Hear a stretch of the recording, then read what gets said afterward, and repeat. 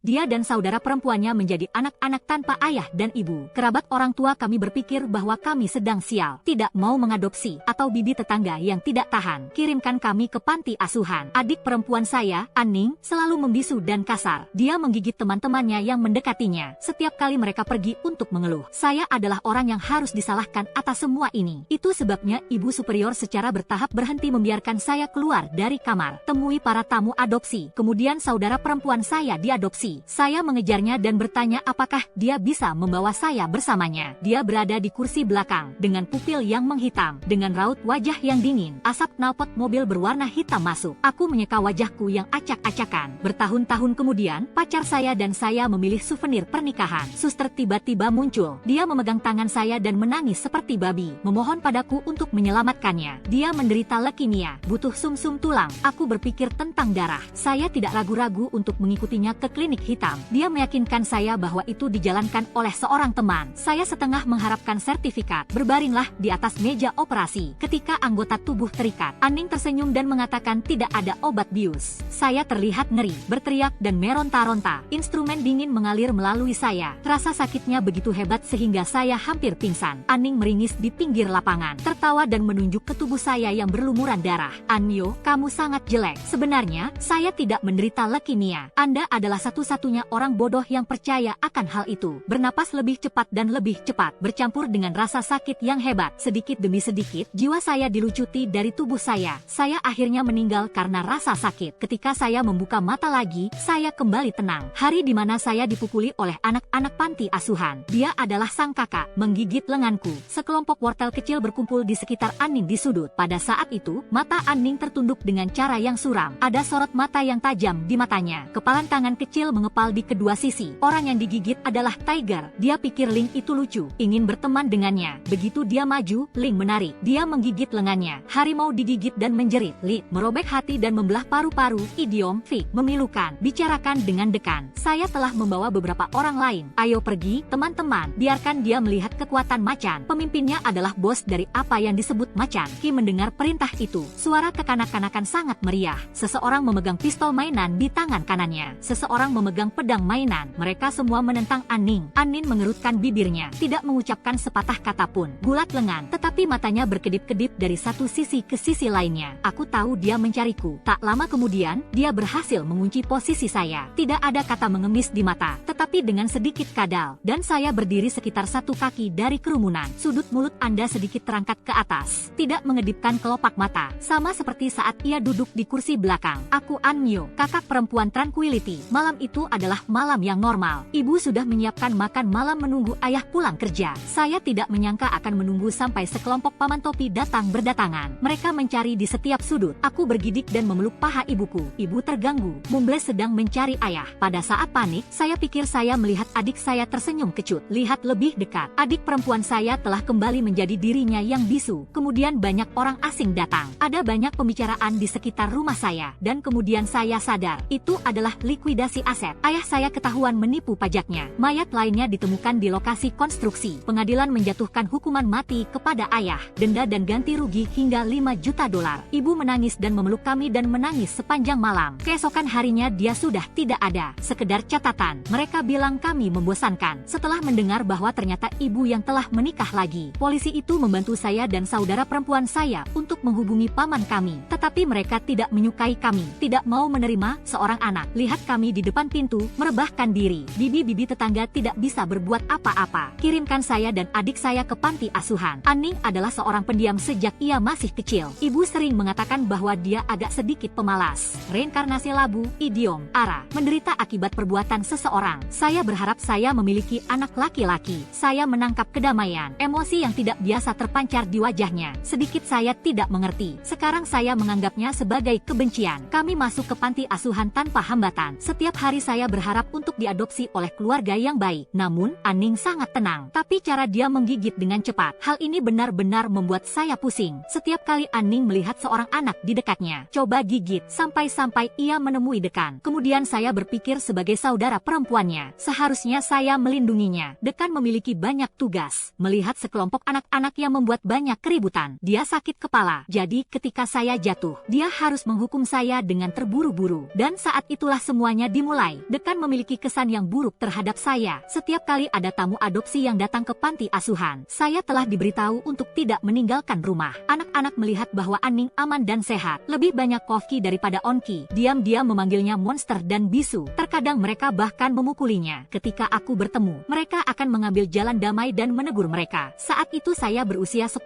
tahun. Dia adalah seorang kakak dalam sekelompok wortel kecil. Mereka takut pada saya. Mereka masih mengambil keuntungan dari ketidakhadiran saya di Aning. Mengintimidasi dia, kata mereka. Aning selalu memelototi mereka dengan mata tajam. Satu-satunya teman saya, paman saya, yang selalu membela saya. Saya menasihatinya sebaliknya. Aning adalah saudara perempuan saya. Sebagai seorang saudari, saya tidak bisa mengabaikannya begitu saja. Hari di mana Aning diadopsi, saya sedang membungkuk di dapur untuk mengepel lantai. Butiran keringat di lantai, kipas angin di langit-langit ruang guru berderik panas. Paman menemukan saya terengah-engah. Dikatakan bahwa Aning akan diadopsi. Saya menjatuhkan kain pel di tangan saya dan bergegas keluar dengan tergesa-gesa. Ketenangan yang selalu membuat orang merasa nyaman. Dia memegang tengkuk pelanggan, secara tidak sengaja memperlihatkan bekas luka orang tua anak di borgol. Mata menatap ke arah pengadopsi. Pengadopsi ini dibutakan dengan hati yang terbuat dari emas. Momen berikutnya, wajah bekas luka itu berubah secara drastis. Tanyakan kepada direktur apakah dia seorang pelaku kekerasan terhadap anak. Dekan tidak peduli dengan hal-hal seperti itu. Ia berlari keliling India setiap hari untuk mencari makan dan pakaian. Dia menjelaskan bahwa anak-anak itu sedang bermain dengan satu sama lain, tidak sengaja menabrak tamu. Aku tidak percaya padamu. Saya takut Aning akan diganggu lagi. Proses adopsi dilakukan dengan cepat. Aning sudah bergabung. Saya tidak melihat dia berbicara kepada saya. Sebuah rasa asa muncul di hati saya. Bergegas ke depan, dia bertanya kepada Aning yang sudah duduk di kursi belakang. Aning, bisakah kamu membawa adikmu bersamamu? Pertanyaan yang diajukan oleh pengadopsi. Aning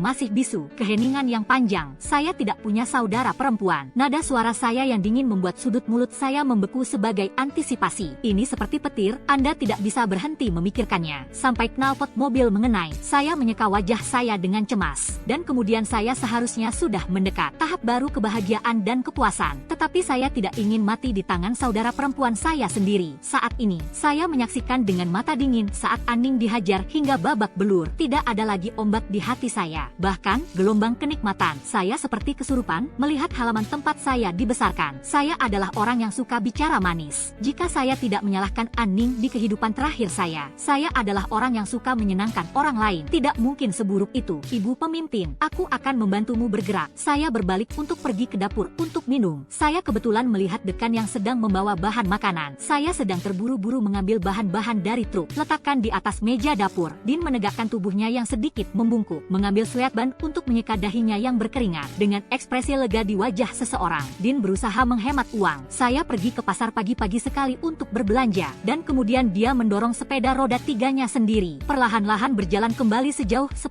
km. Saya merasa sakit hati memintanya untuk mempekerjakan seseorang. Dia mengatakan bahwa uang yang dia habiskan untuk mempekerjakan orang cukup untuk memberi makan rumah sakit. Din mengeluarkan sebuah apel dari sakunya. Biarkan saya membawanya ke kamar dan memakannya secara diam-diam. Ini adalah yang terbaik yang pernah dia pilih dari hidangan spesial. Salah satu yang saya tolak dengan terburu-buru. Sang Dekan tersenyum dan menyodorkan apel tersebut ke tangan saya. Saya sedang mengeringkan rambut di samping tempat tidur pada malam hari. Dengan sebuah buku yang dipinjam dari Dekan. Sangat menarik untuk ditonton. Pintu kamar terbanting terbuka. Suara yang dihasilkan sangat keras sehingga saya mau tidak mau harus menoleh ke belakang. Aning berdiri di ambang pintu dengan wajah tegang, menatap lurus ke arahku. Kenapa kau tidak menolongku? Saya terkejut ketika dia mengucapkan begitu banyak kata untuk pertama kalinya. Setiap kali saya berbicara dengannya, jawabannya selalu ya. Tidak, terima kasih. Aku tidak menyesal. Tapi saya yakin dia akan mengucapkan lebih banyak kata di masa depan. Ketika saya tidak menjawab, dan dia bertanya apakah Anda seorang saudari? Kenapa kau melihatku dipukul? Bukankah kamu seharusnya melindungi adikmu? Yang melindungi Anda adalah serigala putih. Saya tertawa dalam hati. Hidup saya tidak lagi berkisar pada kedamaian. Sebaliknya, dia sibuk dengan Dekan. Dekan mengatakan kepada saya dengan penuh rasa syukur, jika bukan karena kondisinya, jelas tidak ingin saya diadopsi. Tetapi dia juga tahu, hanya diadopsi Hanya dengan begitu kita memiliki kesempatan, akses ke sumber daya pendidikan dan kualitas hidup yang lebih baik. Hari itu Dekan menarik saya ke ruang kerjanya dengan senyum lebar di wajahnya, menatapku secara misterius. Katanya ada yang mau mengadopsi saya. Saya berada dalam ekstasi. Saya akan mengambil kesempatan kali ini, mengubah kesengsaraan di kehidupan terakhir. Pada hari ini, saya mencuci muka dengan hati-hati, kuncir kuda tinggi, kenakan gaun baru yang dibeli Dekan. Melihat saya di cermin, tinggi badan saya 52. Tidak bisa tidak merasa gelisah. Akankah seseorang mengadopsi anak seusia itu? Aning menatap keluar jendela dengan rasa tidak percaya. Sesekali, dia melirik ke arah saya. Saat saya bersiap-siap untuk keluar, dia akhirnya terus maju. Kudengar kau akan diadopsi. Saya merasa nyaman dari dalam keluar, mengangguk sambil tersenyum. Berpura-puralah Anda tidak bisa melihat wajahnya yang retak. Anda Anyo, bukan? Cantik sekali. Saya berdiri di depan orang tua baru saya, dengan senyuman yang manis. Orang tua baru senang dengan saya, mengusap kepalaku dengan penuh kasih sayang. Pegang tanganku. Kami harus melalui proses adopsi dengan Dekan. Ketenangan. Saya tidak tahu kapan mereka muncul di samping orang tua baru. Dia mengedipkan matanya yang basah, sedikit cemberut. Kepala mendongak, tangan-tangan kecilnya menarik-narik ujung rok ibu angkatnya. Musim panas. Dia berganti menjadi baju lengan panjang, selongsong tergelincir dengan gerakan tangan. Bekas cubitan orang tua anak. Saya tertawa melihat pemandangan ini. Aning memilih untuk melakukan hal yang sama seperti sebelumnya. Berbeda, kali ini dia mengincar orang tua asuh saya. Ibu asuh tidak yakin apa yang harus dilakukan. Melihat Din, kemudian dia berjongkok, sentuhan lembut ketenangan. Bibi, bisakah kau membawaku pergi? Suara malu-malu Ling terdengar, dengan sedikit getaran, dan kemudian meringkuk dalam tubuh kecil mereka. Air mata berlinang di mata saya, seolah-olah mengatakan tidak. Hal berikutnya yang Anda tahu, Anda menangis. Saya dapat melihat bahwa ibu asuh tampaknya telah sedikit mengendur. Bibi, aku selalu diganggu di sini. Saya mengalami masa-masa yang buruk. Aning terus menjadi seorang yang kikir, namun ia tidak memperhatikan sang Dekan. Wajahnya menjadi gelap seketika. Sejenak orang tua asuh menatap Din dengan waspada. Sang Dekan berada dalam kondisi penyangkalan, patah hati, sangat tua dan cengeng. Angkat tangan kanan Anda dan bersumpahlah bahwa ini adalah permainan anak-anak. Aku tak tahu apa yang kulakukan. Aku jatuh. Orang tua asuh mengatakan bahwa mereka perlu membicarakannya. Mereka pun pergi keluar gerbang. Sudah lama sekali. Tangan saya basah karena cobaan yang berat saat mencengkeram gaun saya. Din meremas pundakku. Ini membuat pikiran saya tenang. Kemudian dia melotot ke arah Aning yang menundukkan kepalanya dalam diam. Orang tua berjalan beriringan. Jantung saya berdebar-debar seperti drum. Gelisah, seperti berada di atas kayu apung di laut. Tidak menentu. Ami, mari kita pergi. Rok ibu asuh terangkat oleh angin, menyikat betis saya dengan lembut, seperti kuas di hati saya. Dia tersenyum dan meraih tangan saya. Saya diadopsi seperti yang dijanjikan. Saya akan dikenal sebagai Su mulai sekarang. Ini Suan Niu. Saya duduk di kursi belakang, damai seperti kehidupan saya sebelumnya. Mengejar. Saya sedang duduk di dalam mobil, melihat keluar jendela pada kedamaian yang panik dan tidak tenang. Untuk pertama kalinya, Aning memiliki ekspresi memohon di wajahnya. Satu persatu air matanya menetes ke bawah ganda. Lengkungkan tangan Anda di atas kepala adik Anda. Bantu saya untuk memohon kepada bibi dan paman saya untuk membawa saya pergi. Oke, aku tidak terkesan. Dengan ekspresi ketidakpedulian. Saudari, kita bersaudara. Bagaimana kau bisa meninggalkan aku di sini? Mengapa Anda menjadi saudari? Mengapa semua orang menyukai Anda? Tidak ada keterkejutan di mata saya. Mengagumi keruntuhannya seolah-olah tidak mengenalnya. Sampai hari ini, saya menyadari bahwa ada banyak sinisme dalam dirinya. Kemudian saya mendengar dari paman saya. Beberapa hari yang lalu, Anneliese menendang dan meninju ke arah kami pergi. Pingsan dan berteriak. Dekan itu dianiaya olehnya tanpa alasan. Pelaku kekerasan terhadap anak membawanya kembali dengan marah. Lemparkan mereka ke dalam ruangan dan jangan beri makan. Ketika saya sampai di keluarga Shu, berdiri sekali lagi di ruang tamu yang didekorasi dengan mewah. Sekali lagi, jika ayah tidak dalam masalah, kami masih glamor. Orang tua baru saya sangat baik kepada saya. Mereka bilang padaku, saya juga memiliki saudara laki-laki yang sedang menempuh pendidikan di luar negeri. Saya duduk di meja. Sudah lama sekali saya tidak memegang pisau dan garpu. Saya sedikit berkarat. Dalam beberapa saat saya sudah menikmati makan malam saya dengan anggun. Ibu terkejut melihat betapa cepatnya saya mengambilnya. Aku tersenyum, tidak melewatkan pengalaman di bawah matanya. Nikmati rangsangan selera Anda dengan hidangan adiboga. Pikiran saya melayang kembali ke kehidupan masa lalu saya. Dekan hanya memiliki gambaran tentang saya sebagai anak nakal yang terlibat perkelahian setiap hari. Itulah mengapa dia tidak mengizinkan saya diadopsi. Saya takut saya akan merusak keluarga lain. Dia mencoba menggosokkannya ke wajah saya. Saya selalu diberi pekerjaan yang harus dilakukan, seperti bertanggung jawab atas kebersihan setiap kamar, menyapu dan mengepel lantai. Saya biasanya harus bangun pagi dan pergi berbelanja. Sering, saya sangat sibuk sehingga melewatkan waktu makan saya. Dapur sudah digeledah. Saya Saya bahkan tidak punya roti untuk dimakan. Sementara Anling sedang menyantap makanan yang lezat. Perut saya kosong, lapar dan susah. Idiom, dalam keadaan putus asa. Tidur dalam lengkungan. 1 menit saya adalah seorang wanita dengan seteguk makanan. Tak tertahankan. Kesibukan sehari-hari karena tidak memiliki cukup makanan. Saya menyeka air mata saya sambil berlari sejauh 20 km untuk menemukan tempat adiknya. Saya berdiri di luar jeruji besi yang menjulang tinggi dengan penuh semangat. Saya bisa melihat keterkejutan di mata Aning. Dia mengenakan gaun putri, kulit yang jauh lebih cerah. Wajah mungil yang kurus telah membulat. Ketidaksabaran melintas di bawah matanya. Lihatlah saya dalam gelap. Dia bertanya kepada saya bagaimana saya menemukan tempat ini. Saya akan menjawab dengan jujur. Ini adalah alamat yang pernah saya lihat ketika saya membantu Dekan dengan arsip. Dan dia bertanya kepada saya apa yang saya lakukan di sini. Aku malu. Sambil mengusap perutnya yang keroncongan, ia memintanya untuk memberinya makanan. Ling menatapku dengan jijik selama beberapa detik, diikuti oleh berjalan dengan sepatu putri yang halus dan tak bernoda. Saya menatap pasangan yang telah menempuh jarak puluhan kilometer. Sudah kotor dan hitam, sepatu berlubang di bagian ujung kaki. Saya merasa lebih malu dari sebelumnya, dan kemudian saya sadar. Anlin dari mangkuk anjing, ambil 2 roti sisa anjing itu dan berikan padaku. Dan saya sangat bersyukur. Cara dia melahapnya membuatnya tertawa. Saya masih berhubungan dengan paman saya, sementara saya menikmati makanan saya. Aning dikurung lagi karena menggigit dan tidak bisa makan. Hari-hari dalam keluarga Shu, saya bersenang-senang. Saya bersekolah di sekolah aristokrat pada hari kerja. Saya akan pergi ke kelas hobi sepulang sekolah. Saya tahu Anda tidak bisa meminta apa yang Anda inginkan begitu saja. Hanya Anda yang dapat menciptakan nilai. Anda bisa mendapatkan apa yang Anda inginkan saat Anda menginginkannya. Saya memiliki fondasi kehidupan terakhir saya, dikombinasikan dengan integrasi sumber daya pendidikan di dunia ini. Saya dengan cepat menempati posisi pertama dalam kelompok usia saya. Piano, biola, dan tarian. Saya membuat Sui Jia terlihat cantik di pesta itu. Saya telah menjadi burung phoenix emas di mata semua orang. Mereka bertanya bagaimana orang tua saya membesarkan saya. Ayah dan ibu sangat bangga dengan saya. Saya lebih antusias dengan diri saya daripada sebelumnya. Tepat ketika kami sedang bersenang-senang sebagai sebuah keluarga, Ling mengetuk pintu rumah saya. Berat badannya turun drastis, tanpa saya harus menyalahkannya. Dia harus bekerja sepanjang hari dan berkelahi dengan orang lain. Ling menangis di depan rumah saya. Saya ingin berlutut. Aku menariknya. Ling yang sombong dan angkuh telah tiada. Ling sangat berhati-hati untuk melihat apakah saya bisa membuatnya. Masuk dan duduklah. Saya melambaikan tangan saya, mengatakan bahwa dia tidak bisa melakukannya. Cahaya penuh harapan di matanya kembali bersinar. Saya akan menghubunginya, memberinya 2 roti daging. Itu disedot dari mulut Wang Chai. Saya biasa melahap makanan saya dan menindihnya. Ini bisa sangat memilukan. Apakah itu baik? Ling mengangguk. Aku iri padamu, Kak, untuk tinggal di rumah sebesar itu. Saya tertawa dan mengatakan kepadanya, bahkan Wang Chai juga tinggal di rumah yang begitu besar. Anin tampak bingung. Saya melanjutkan dengan mengatakan bahwa Wang Chai adalah anjing kesayangan ibunya. Dia menyukai roti daging. Ini dia. Saya harus memohon kepadanya untuk menukar tulang dengan saya. Mengapa Aning tidak memahami hal itu? Menjadi pucat, muntah ke pagar. Dia sangat marah dan dia memukul saya melalui jeruji besi. Hanya itu yang pantas Anda dapatkan. Saya mengatakan kepadanya apa yang dia katakan kepada saya di kehidupan terakhir saya. Kembalikan padanya. Namun saya meremehkan ambisi Anneliese. Ibu dan ayah dihentikan di depan pintu oleh Annelin ketika mereka pulang kerja. Tubuh kurus itu basah kuyup oleh derasnya hujan. Ibu dan ayah cukup baik untuk membawanya masuk untuk bermalam. Dia berlutut dan memohon. Dia menceritakan apa yang terjadi padanya di panti asuhan selama bertahun-tahun. Orang tua saya saling memandang satu sama lain. Mereka semua melihat rasa malu di mata mereka. Saya ingat hari ketika saya diadopsi. Ibu mengatakan kepada saya bahwa adik Anda masih muda. Itu banyak sekali triknya. Ini bukan ide yang bagus. Orang luar dapat dengan cepat melihat sifat orang dalam. Dan saya dibutakan oleh apa yang saya sebut sebagai kekeluargaan. Menuju kematian yang mengerikan. Aning melihat bahwa ibu dan ayah tidak peduli. Dia mengatakan bahwa dia sudah lama tidak bertemu dengan saya. Ingin tidur dengan saya. Saya melempar bantal ke lantai di malam hari. Biarkan dia tidur di atas karpet. Dia memberiku tatapan sinis. Cepat atau lambat, mereka akan menjadi milik saya. 3 pesanan per hari. Ketika Anin bangun dari tidur siangnya, saya telah berlatih beberapa karya piano. Ibu selalu memujinya sepanjang waktu. Aning mengenakan gaun saya, muncul secara longgar di tangga. Tidur secara tidak sengaja. Aku berlebihan. Aku sangat senang untukmu. Tidak seperti saya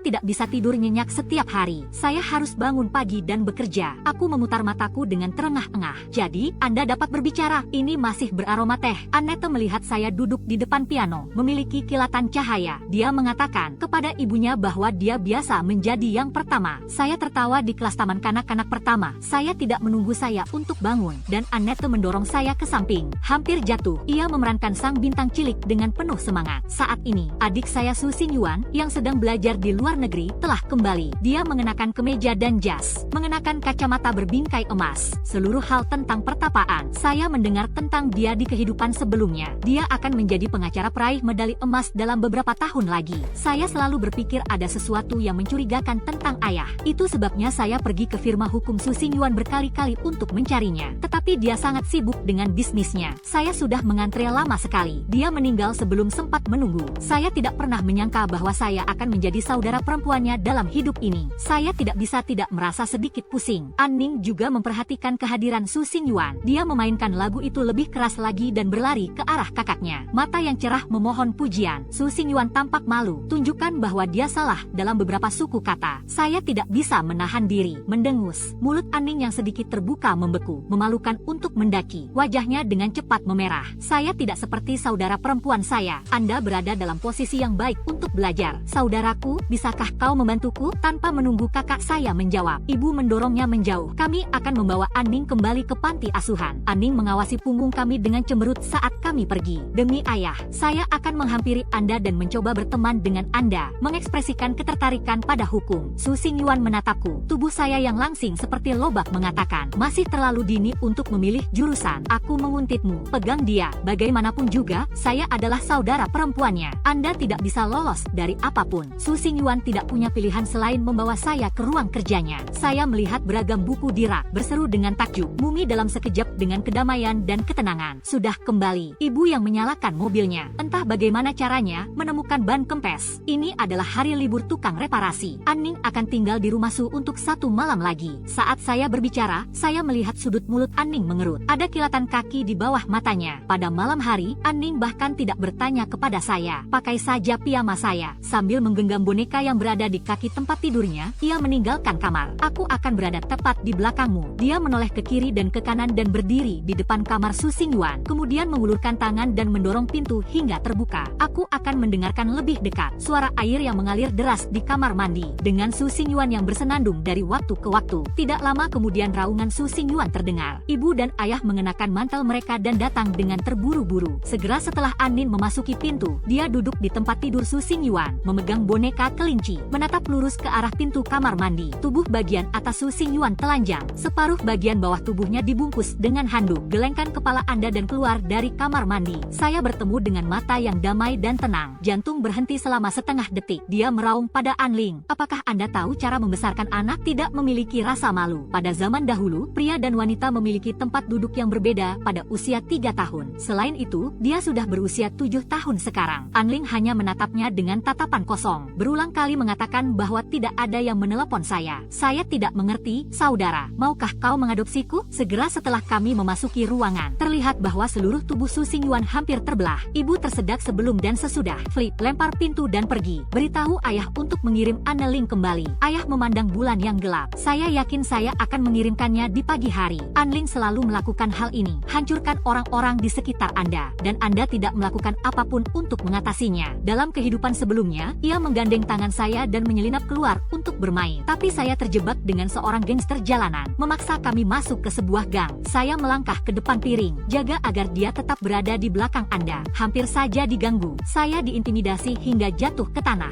Merasakan dinginnya tanah. Untungnya, seorang pejalan kaki yang lewat meneriaki para perusuh itu. Saya sangat takut sehingga tidak bisa menggerakkan tangan dan kaki saya. Peganglah celana panjang Anda. Dengan gemetar, saya menarik Anil dari awal hingga akhir. Dia tidak mengucapkan sepatah kata pun terima kasih atau keprihatinan. Anling akhirnya pergi. Dia tidak bisa bertahan di sini dengan trik-trik lainnya. Dia menatap saya dengan tatapan kesal. Dia kembali. Saya punya kejutan untuknya. Di kehidupan terakhir saya mendengar Dekan menjawab telepon. Orang-orang yang mengadopsi Anning pada awalnya tertarik pada Shushu. Hanya saja, Shushu ketiduran pada hari itu. Anning sampai di sana lebih dulu. Shushu mengira itu adalah adopsi Anning. Kemudian Shushu dikirim ke sebuah keluarga patriarki. Pasangan ini mengingatkan orang lain bahwa jika Anda belum memiliki anak, Anda dapat mengadopsi anak terlebih dahulu agar anak dapat bereinkarnasi. Saya tidak tahu apakah itu sebuah kesalahan atau apa. Sejak kelahiran anak laki-laki dari keluarga tersebut, paman mengalami masa-masa sulit. Setiap hari saya dipukuli atau dimarahi. Saya ingin menghasilkan uang ketika saya dewasa nanti. Belikan saudara Anda rumah, mobil dan istri. Kali Kali ini saya menghubungi paman saya. Katakan padanya untuk tidak mempercayai apapun yang diberikan Aning. Saya ingin paman saya memiliki kehidupan yang layak. Paman saya menelepon saya segera setelah itu. Dia berkata dengan gembira di ujung telepon, "Ini adalah ponsel yang dibeli oleh orang tua baru untuknya. Izinkan saya menghubungi nomor ini mulai sekarang." Dan tentang malam sebelum adopsi, Aning memberinya segelas susu. Katanya dia tidak bisa menahan minumannya. "Jangan sampai Anda menyia-nyiakannya." Paman ingat kata-kata saya, tapi Aning terus menatapnya saat dia meminumnya. Paman hanya bisa menahannya di dalam mulut. Aning meninggalkannya, meludah ke lantai di luar jendela. Bangun pagi-pagi keesokan harinya, Aning mungkin juga mendengarnya. Panggilan telepon antara direktur dan pengadopsi. "Saya sudah bertanya-tanya tentang keluarga ini. Itulah mengapa saya melakukannya." Paman akhirnya dengan senang hati berbagi dengan saya tentang. Setelah dia dijemput, Aning menjadi gila di tempat kejadian, berteriak dan menggigit beberapa temannya karena marah. Mata garang seekor anak serigala. Bahkan sang dekan pun terkejut. Sang dekan memberinya ceramah yang keras. Dia tidak mendengarkan sepatah kata pun yang diucapkannya. Saya harus kembali ke sel isolasi. Tapi sejak saat itu, Anglin telah bersikap baik. Dia mulai melakukan apa yang telah saya lakukan di kehidupan saya sebelumnya. Mendapatkan dukungan dari dekan, bekerja secara aktif, penyelesaian studi dengan dukungan finansial dari dekan, dan saya berhasil melewati sekolah pasca sarjana. Tidak ada rencana untuk meraih gelar PhD. Saya akan pergi selama beberapa bulan. Tenang, dapatkan magang lain di firma hukum. Ketika saya berada di Islandia, saya mengagumi keindahan aurora borealis yang menakjubkan. Ponsel terus-menerus dibanjiri dengan informasi. WeChat juga memiliki notifikasi permintaan pertemanan. Menatap dengan saksama nomor pada layar. Saya pernah mati sekali. Bukan berarti saya lupa kehidupan sebelumnya. Kakak perempuan saya yang baik sedang mencari pria yang kasar untuk mendekati saya. Pemilik nomor ini, Yo King. Saya baru saja lulus. Gaji magang saya yang kecil tidak bisa menghidupi saya. Saya harus bekerja di siang hari, bekerja paruh waktu di malam hari. Saat itulah saya bertemu Yo King. Dia punya kontak entah dari mana. Belakangan saya baru menyadari bahwa itu berasal dari Aning. Bahkan jika kehidupan kita sangat berbeda, dia masih takut bahwa saya lebih baik daripada dia. Menatap hidup saya sepanjang waktu, Yo King menambahkan saya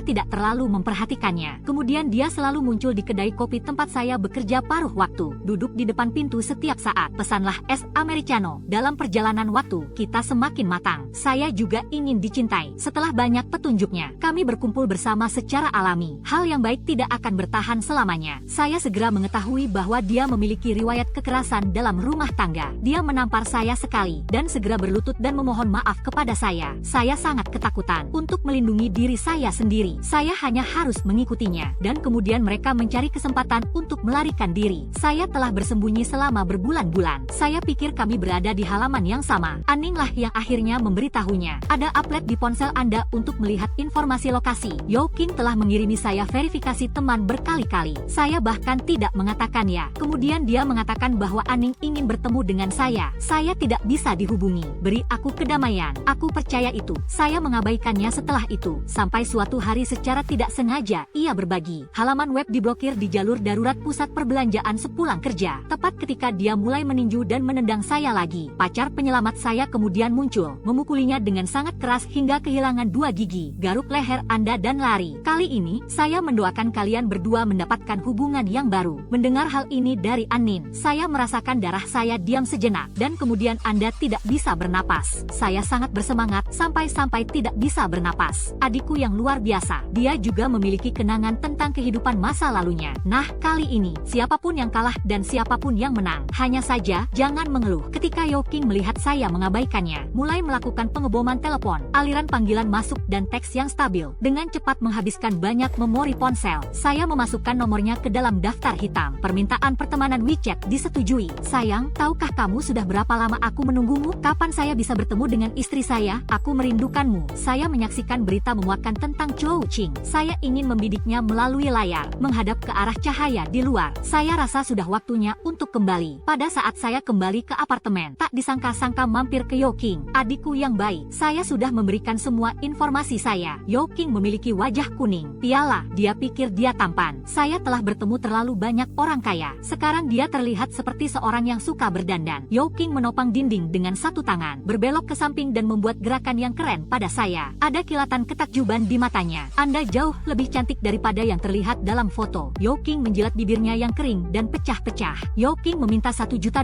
kepada saya seperti mimpi. Dia akan memulai sebuah perusahaan. Dia terburu-buru untuk menjadi manusia Phoenix, bahkan sebelum dia punya kesempatan. Dia mengatakan bahwa Anneling mengatakan kepadanya tentang takdirnya. Dia dan saya diciptakan untuk satu sama lain. Saya langsung menelepon pihak keamanan. Dia sangat marah, berteriak dan mengusir anjing yang tersesat. Melihat Yoking yang diseret keluar dengan wajah muram, sebuah lampu menyala di kepala saya. Sepertinya saya ingat pria yang melaporkan ayahnya karena penggelapan pajak juga bernama Chow. Sejauh mata memandang, mungkinkah keduanya berhubungan? Saya menyewa seorang detektif swasta untuk menyelidikinya. Saya tidak percaya Yoking adalah anak dari seorang pelapor. Bagaimana Anling terlibat dengan Yoking? Saya langsung teringat sesuatu. Wajahnya langsung menjadi putih. Merasa mati rasa di kulit kepala. Idiom, geber. Takut kehilangan akal sehat. Kenangan saat polisi datang menggeledah rumah saya kembali muncul. Anling tersenyum kecut. Saya membuka kembali koper ayah. Analisis progresif dalam hubungannya dengan kasus-kasus yang relevan. Penggelapan pajak Anhai sebesar 4 juta dolar yang tertunda penangkapan dan pembayarannya. Properti yang disita setelah penangkapan. Diduga membunuh pekerja lokasi konstruksi Sumin setelah membayar. Menenggelamkannya ke dalam tembok beton dan menyembunyikan mayatnya. Diidentifikasi oleh saksi mata Wang Yangshi. Dijatuhi hukuman mati karena membayar 800.000 dolar kepada keluarga korban. Pada masa itu, TKP pertama adalah di lokasi konstruksi. Bukti sangat sulit ditemukan. Semua bukti tidak cukup untuk membuktikan bahwa itu adalah Ankai. Dan kemudian ID saksi mata muncul. Kasus ditutup. Saya akan membawa dokumen yang relevan ke Su Xingyuan. Bicaralah dengan pikiranku. Saya hanya ingin membersihkan nama ayah saya. Su Xingyuan melihat tekad di mata saya. Setuju dengan saya. Dan menganalisis kepadanya kecurigaan yang mengerikan dalam benaknya. Saya menghabiskan hari-hari saya di firma hukum Su Xingyuan. Ikuti dia saat dia mencari lubang di casing. Anning mendengar tentang hal itu. Ia membanting tasnya ke atas meja dengan marah. Sudah berapa lama ayahku meninggal? Saya seharusnya berada di dalam tanah. Dan Anda akan mengangkat bilah-bilah dari peti matinya. Anda telah belajar selama bertahun-tahun. Benar-benar tidak tahu berterima kasih, Anling. Dengan sedikit rasa panik, saya mengambil tasnya dan menyodorkannya ke tangannya. Menatapnya dengan senyuman di wajahnya. Jika ayah benar-benar dijebak, saya bisa membuktikannya untuknya. Memperbaiki ketidakadilan. Tidak sia-sia dia melahirkan saya. Inilah bagian yang menakutkan. Pembunuh yang sebenarnya masih buron. Saudari, bukankah begitu? Anning menjadi sedikit berbulu karena tatapan saya. Tidak ingin orang lain melihat. Sambil bergumam, dia mendorong saya dan berlari pergi. Chao Qing tidak memiliki kesempatan untuk mendekati saya dalam hidup ini. Saya telah mengabaikannya. Kemudian dia mengalihkan perhatiannya ke Anning. Saya memiliki kehidupan yang baik di kehidupan sebelumnya. Saya belum pernah melihat pria tampan sebelumnya. Dia akan melihat kodok kekerasan dalam rumah tangga ini dari King minggu lalu. Sebenarnya, saya salah. Anneliesi tidak semulia itu. Dia segera dibujuk oleh Yoking untuk menemukan jalan keluarnya. Mereka berdua diam-diam berselingkuh. Mereka masih di tempat tidur untuk mendiskusikan bagaimana cara mendapatkan saya sesegera mungkin. Dan kemudian bagaimana mereka bersekongkol untuk membunuh saya. Jadi saya bisa mewarisi dari orang tua angkat saya. Mereka menghasilkan terlalu banyak uang. Belum lagi saya adalah anak angkat. Putranya masih hidup. Ini adalah sebuah tawa. Saya makan biji melon dengan lahap. Mendengarkan dengungan dari monitor. Hari itu ketika saya menyelipkan tas ke tangan Anning. Ini sudah dimuat dengan pendengar. Jika tidak, kami akan kehilangan banyak hal. Sayang sekali. Kabar baik datang dengan cepat dari pihak Su Xingyuan. Pria yang hanya mengenali ayahnya itu bersumpah palsu. Bahkan, ia terlihat merawat ibunya di rumah sakit. Itu berarti dia tidak ada di sana hari itu. Namun Su Xingyuan menyatakan penyesalannya. Sudah bertahun-tahun sejak kasus ini terjadi. Saksi tidak mau bersaksi. Kita tidak bisa memaksanya untuk mengakui bahwa dia salah. Tiba-tiba, segalanya terhenti. Saya memikirkannya dalam benak saya. Berbalik dan mulai magang di sebuah firma hukum. Ketika Su Xingyuan mengetahuinya, dia membujuk saya untuk pergi ke tempatnya. Saya tertawa dan mengatakan bahwa saya benar-benar pergi ke tempatnya. Mereka hanya diberi makan. Di mana saya bisa belajar sesuatu. Magang adalah kerja keras. Menyajikan teh dan air, idiom, GBR. Sambil lalu, upahnya rendah. Jika Anda ingin mempelajari sesuatu, Anda harus mempelajarinya di waktu luang Anda. Itulah mengapa saya selalu bekerja lembur. Setelah periode cinta dan kasih sayang dengan Anning, Chao Qing, si anjing yang kurus kering itu, mengingat saya lagi. Berlari ke pintu kantor dan berteriak sekeras-kerasnya. Petugas keamanan memintanya untuk menunjukkan kartu identitasnya. Dia datang lebih dulu. Dia bahkan berteriak bahwa Su Anyao adalah pacar saya. Tidak bisakah saya masuk dan menemui pacar saya? Pergi dari sini. Petugas keamanan tidak punya pilihan lain selain memanggil saya. Saya baru saja turun ke bawah ketika saya dipeluk dengan sangat keras. Kulit kepala mati rasa seketika. Tubuhnya ditutupi lapisan kulit ayam yang padat. Ciumlah aroma tembakau yang sudah tidak asing lagi. Chao Qing masih ingin mengusap wajah saya. Saya menendang selangkangannya. Udara di sekitar kita langsung terasa segar. Anggota tubuh Yoking kejang kesakitan. Tertunduk dan lumpuh di lantai, meratap. Rekan-rekan pria dalam kerumunan penonton hanya bisa menghela napas panjang. Secara tidak sadar, tutupi sisi bawah Anda dengan siku. Saya tidak menyangka Yoking begitu tangguh. Saya telah mendapatkan kembali kekuatan saya. Dia memaki-maki saya. Berbagai penghinaan terhadap perempuan. Pelacur jalang. Bahkan bangkit dengan gemetar dan mengayunkan tinjunya ke arah saya. Dia ditinju ke tanah oleh seorang penggemar. Saya menatap dengan takjub. Pria yang mengalahkan Yoking. Saya diselamatkan dari api di kehidupan terakhir saya. Dia juga menikah dengan Guyanshu. Saya tidak menunggu untuk mengucapkan sepatah kata pun kepada Guyanshu. Yoking mengutuk lagi, aku seperti pelacur, aku belum mati. Saya hanya akan merayu pria lain. Kakakmu benar, kau pelacur, tidak memiliki rasa malu. Keseluruhan, benda. Yoking melihat saya sebagai miliknya. Aku mengabaikannya. Satu kata dan dia mengira kami adalah sepasang kekasih. Saya menghampirinya dan menamparnya beberapa kali. Pada awalnya dia mengumpat. Saya akan menamparnya jika dia bersumpah. Beberapa kali perjalanan pulang pergi, wajahnya bengkak seperti sanggul, dan tangan saya terasa sakit. Dia melihat saya berhenti sepanjang jalan. Biarkan dia pergi. Tergerak untuk mencoba melarikan diri. Dia takut. Dia pikir saya adalah gadis kaya yang bisa dimanfaatkan. Tapi dia tidak menyangka saya akan segila ini. Dia bukan orang yang memiliki sentuhan lembut. Paman Guyan adalah seorang pria setinggi 1 meter yang berdiri di sana. Chao Qinglin yang lumpuh berada dalam kondisi yang menyedihkan seperti anjing yang jatuh. Katakan itu lagi. Apa hubungan saya dengan Anda? Saya menghampirinya dan menjambak rambutnya yang berminyak. Serangan mual. Saya mengatupkan gigi. Kamera ini memiliki kekuatan di sekujur tubuhnya. Menatap tajam ke dalam matanya yang menguning. Lihatlah keringat dingin di pelipisnya. Tidak bisa menahan senyum bodoh. Anda adalah pengganggu. Yoking gemetar. Hanya saja, kami telah membersihkan udara. Dan dia bersama Anneling sekarang. Dan melarikan diri dari tatapan mata orang banyak yang menghina. Dan saya menjadi terkenal. Rekan kerja saya yang biasanya menyuruh saya melakukan pekerjaan saya secara bertahap berhenti mendatangi saya. Dan saya senang memiliki lebih banyak waktu untuk menggali lebih dalam. Dalam sekejap mata, saya sudah magang selama 1 tahun sekarang. Karena sikap positif saya yang biasa mencari nasihat bagus dalam segala hal, saya mulai bekerja dengan seorang pengacara yang berpengalaman, menangani komisi besar dan kecil, menyaksikan banyak sakit hati di bagian bawah, semua hal kotor yang bersembunyi dalam bayang-bayang sepanjang hari. Suatu hari nanti, ia akan melihat cahaya matahari. Hubungan saya dengan Guyanshu semakin memanas. Banjir hari, semakin lama semakin baik. Yoking menghubungi saya lagi. Saya tidak pernah melihat saudari yang begitu kejam. Anda bahkan tidak tahu bagaimana cara bersimpati kepada saudara perempuan Anda ketika dia sakit. Setidaknya kalian bersaudara. Sekarang dia sakit. Anda tidak bisa memberikan apa-apa. Mingguan yang berisi banyak berita. Setiap kalimat menunjukkan bahwa Anning sedang sakit. Leukemia. Dia tidak punya uang. Tidak ada satu poin pun. Kehidupan ini bukan lagi Anning yang datang menangis kepada saya. Sebaliknya, melalui tangan Yoking, beritahu aku, saya siap untuk menutup klinik ini kapan saja. Saya tidak menyangka Yoking mengirim rumah sakit di pusat kota. Saya mengangkat alis pada lokasi. Setelah istirahat, kita akan pergi ke mobil dan melihat apa yang dilakukan Anning. Suster, tolong selamatkan aku. Aku sangat sakit. Segera setelah saya masuk ke dalam pintu, pucat ketenangan dengan semua jenis tabung. Dia benar-benar terlihat kehilangan banyak berat badan akibat penyiksaan. Tulang pipi terlihat pada kedua sisi. Bagaimana Anda menyelamatkan saya dari duduk di tepi tempat tidurnya? Dengan ceria menatapnya ke atas dan ke bawah. Dia terlihat seperti ini. Ini tidak sedarah kehidupan saya sebelumnya di meja operasi. Keputusasaan dan kesengsaraan. Saya pernah mendengar bahwa kerabat langsung selalu cocok. Kau bisa memberiku sumsum tulang. Anning mengharapkan hal itu. Mengedipkan mata. Ini seperti meraih tali penyelamat. Goyangkan lengan saya. Mencoba mengekspresikan persaudaraan. Keintiman antara. Dia mungkin tidak belajar cukup keras dalam hidupnya. Hanya 25% kecocokan antara saudara kandung. Jika ibu dan ayah yang masih ada, itu memberinya peluang 50-50. Di kehidupan terakhirnya, Anning tidak benar-benar menderita leukemia. Ini hanya masalah waktu. Ini hanya masalah waktu. Retribusi yang sesuai. Saya menertawakan fakta bahwa saya telah menjadi kaya dan terkenal di kehidupan terakhir saya. Hidup ini tidak layak untuk dijalani. Kamar sewaan yang sempit tidak lagi cukup baik untuknya. Dia telah lama tinggal di rumah yang baru saja direnovasi. Kelebihan formaldehida di ruang tusuk sate. Beberapa organ dalam tubuh telah rusak. Bahkan jika sudah sembuh, dia juga akan mengalami berbagai macam komplikasi. Saya tersenyum pada tatapan penuh harapnya dan menggelengkan kepala. Kata-kata yang dingin dan kasar itu meremukkannya di tempat ia berdiri. Yang bisa saya lakukan adalah mengeluarkan Anda. Gali lubang dan kuburlah. Apa kau lupa bagaimana aku akhirnya mati? Aku bermurah hati dengan tidak membunuhmu. Inilah yang Anda dapatkan. Kau harus menderita, Anning. Mata Anning langsung berwarna abu-abu. Sebuah senar telah putus. Dia terus merangkak di atas tempat tidur, berteriak sekeras-kerasnya. Dia salah, dia sedang berjuang untuk melepaskan tabungnya. Alarm berbunyi. Anning dibawa ke ruang gawat darurat lagi. Saya menghela napas panjang. Depresi yang sudah berlalu berlangsung lama hilang. Siapa bilang Tuhan tidak melihat segala sesuatu sebagaimana adanya? Nasib baik Aning masih akan datang. Sementara itu, ada kabar baik dari Su Xingyuan. Dia mengatakan bahwa dia menemukan seseorang dari masa lalu. Ini adalah lautan. Saya sangat gembira. Ikuti dia ke alamat Wang Yang. Namun saya tidak menyadari bahwa saya telah melewatkan langkah pertama. Saya baru saja mendapat kabar pagi ini. Bagaimana bisa hilang? Su Xingyuan melihat ke sekeliling rumah yang kosong, mengetuk pintu dalam waktu yang lama. Ternyata pintu tidak terkunci. Kita akan masuk. Mungkinkah itu kebocoran? Saya mengamati sekeliling saya dengan cermat, menemukan anting-anting emas di sudut meja. Aku mengerutkan kening. Rasanya sangat akrab. Bukan itu yang terjadi ketika Aning datang menemui saya. Anting-anting? Dia sangat bangga memamerkan kepada saya. Aku merasa tidak enak. Dia bergegas ke tempat Aning bersama Su Xingyuan. Tidak mengherankan, pintu-pintu terkunci. Tiba-tiba saya teringat sebuah tempat, lahan kosong di belakang panti asuhan. Ada ruang beton yang bobrok. Di masa lalu, setiap kali Aning dipukuli, saya diam-diam membawanya ke rumah itu untuk mendapatkan obat. Hampir tidak ada orang yang melewati tempat itu. Masalah ini tidak boleh ditunda-tunda. Su Xingyuan dan saya bergegas ke sana lagi. Sudah kubilang, dari jauh, saya melihat Yoking merokok dengan marah-marah di depan pintu. Berada di telepon, saya diam-diam mengirim pesan kepada polisi. Kemudian masukkan ponsel ke dalam saku Anda. Tampil di depan Yoking. Yoking terkejut oleh kami. Dia akan berada di rumah dalam waktu singkat. Dia akan berada di rumah dalam waktu singkat. Dia akan berada di rumah dalam waktu singkat. Pria yang tidak sadarkan diri ini. Mungkin lautan. Aning semakin lama semakin lemah. Saya tidak bisa bernapas. Selama Anda menghentikan penyelidikan dan membuka kembali kasus ini, kami akan membiarkan dia pergi. Mengapa saya mengambil satu langkah lebih dekat menuju perdamaian? Mencoba menemukan jawaban di matanya yang ketakutan. Anda ikut serta di dalamnya. Anin menjatuhkan matanya dengan malu-malu. Dia tidak memiliki kekuatan untuk berdebat dengan saya sekarang. Apakah Anda seekor binatang? Itu adalah ayah kandungmu. Kemarahan dan kebencian yang telah lama terpendam secara bertahap menyebar di dalam hati. Aku akan meledak. Saya mencengkeram telapak tangan saya, mencoba untuk menahan keinginan untuk memukulnya sampai mati. Yoking melihat saya semakin dekat dan dekat, berjabat tangan dengan keras. Pisau itu sudah berada di antara leher Wang Yang. Goresan darah yang dangkal. Saya ditarik hingga terhenti oleh Su Xingyuan, mencoba bernegosiasi dengan Yoking. Lepaskan kasus ini dan beri saya 5 juta lagi. Saya akan pergi ke luar negeri. Ini adalah tempat yang buruk. Tempat yang buruk. Tempat yang buruk. Su Xingyuan dan saya saling berpandangan. Pertama, tahan Yoking kembali. Menunggu bantuan polisi. Saya mengangguk setuju. Yoking sangat gembira melihat pemandangan itu. Bermimpi tinggal di rumah mewah dan mengendarai mobil mewah di tengah hari. Dan hal berikutnya yang Anda tahu, dia sangat takut dengan polisi sehingga dia menikam Wang Yang. Dan kemudian Anda langsung terbunuh. Wang Yang dilarikan ke rumah sakit. Saya senang saya tidak menikamnya. Aorta. Yoking telah terbunuh. Anling ditahan. Mengingat kondisinya yang sudah lanjut, dia harus dirawat di rumah sakit untuk observasi. Saya menatapnya seolah-olah hari-harinya tinggal menghitung hari. Kelebihan pembayaran biaya rumah sakit selama 1 bulan. Perawatan setiap hari sudah cukup untuk membuatnya merasa 100 kali lebih buruk. Mengapa aku dilahirkan? Anda tidak memperlakukan saya dengan benar. Mengapa mereka menyukai Anda? Ibu selalu mengatakan bahwa saya akan lebih baik sebagai anak laki-laki. Lalu kenapa kau tidak menggugurkan aku? Kegilaan Anling begitu mengerikan. Kau tahu apa? Akulah yang merahasiakan ruang kerja ayah, memberikannya kepada seorang paman di lokasi konstruksi. Setiap kali dia pulang ke rumah, dia hanya memeluk Anda terlebih dahulu. Saya hanya akan bertanya apakah Anda kedinginan. Bosan denganku? Dia hanya menghela napas. Ini adalah kesalahan mereka. Keeksentrikan mereka membuat saya seperti orang gila. Tangan saya masih kejam. Lihat dia menjadi gila karena bias yang tidak beralasan. Ini akan merusak keluarga. Sebelum Aning lahir, ayah dan ibu, izinkan aku menyayangi adikku bersama-sama. Saya menantikan adik perempuan saya yang lembut dan suka diemong. Tunggu sampai dia lahir. Terlepas dari kata-kata kekecewaan ibu, tetapi banyak pekerjaan yang dilakukan untuk itu. Dan ayah tidak akan mengecewakan saya karena saya memiliki saudara perempuan. Menurutnya, ada keteraturan antara yang muda dan yang tua. Setiap kali Anda pulang, Anda memeluk saya terlebih dahulu. Saya akan memeluk Tranquility lagi. Tapi setiap kali Aning berpaling darinya, dari waktu ke waktu, ayah mengira Aning menolak makanan dan pakaiannya. Kami berdua sama saja. Tidak ada bias sama sekali. Setiap kali saya peduli dengan kedamaian dan ketenangan, dan dia terdiam. Ternyata hatinya telah penuh dengan sinisme dan kebencian. Dia tidak membuka hatinya untuk kebaikan kami. Dan kemudian mereka menyalahkan kami karena bias. Ini adalah hal yang sangat tidak boleh dilakukan. Aning sering menyelinap masuk ke ruang kerja. Ayah tidak terlalu peduli, tidak pernah berpikir rahasia perusahaan yang diberikan oleh Aning, tanda-tanda penggelapan pajak yang dipalsukan. Seandainya ayah tahu bahwa putrinya, yang ia cintai dengan sepenuh hati, kejam sekali, betapa kecewanya dia. Saya sudah berhenti melihat wajahnya yang gila dan jelek. Berbaring berbalik untuk melihat Wofi. Komentar Wang yang tentang, saya bersyukur setelah beberapa kali mencoba di pihak saya, dia menawarkan diri untuk bersaksi. Saya sangat bersemangat sehingga saya langsung mengerjakan dokumen saya. Permohonan peninjauan kembali. Hari di pengadilan, Wang yang diborgol dengan gelang perak. Tampilan penyesalan. Malam itu ia bergegas ke rumah sakit untuk merawat ibunya yang sedang sakit. Ketika saya kembali ke tempat saya, ayah Yoking menahannya, mengatakan bahwa dia bersedia memberikan Wang Yang $500.000 buat dia melakukan sumpah palsu. Pada saat ini, ibu Wang Yang ada ratusan ribu dolar dukungan bedah yang harus diikuti. Tanpa alternatif lain, dia harus berjanji untuk mengikuti pernyataan ayah Yoking, menghukum ayah saya. Kebetulan hari itu adalah hari ayah saya pergi ke lokasi konstruksi untuk melakukan inspeksi. Sapa petugas keamanan, ayah Yoking membunuh seseorang dengan tergesa-gesa. Kemudian dia melarikan diri dari tempat kejadian melalui jalan kecil. Malam itu hujan deras. Sebuah jalan hidup telah kehilangan jejaknya, dan ayah saya ada di sana hanya karena para saksi ada bukti keberadaannya. Ini adalah hukuman mati, dan ayah Yoking yang seharusnya tertangkap berpura-pura menjadi pelapor telah melarikan diri dengan nyawa seseorang. Namun dia meninggal beberapa tahun lalu karena penyakit serius. Wang yang ditangkap karena sumpah palsu segera setelah insiden ini terjadi. Ini sangat buruk. Platform-platform utama membicarakannya. Pembunuh Su Ming terungkap lebih dari 10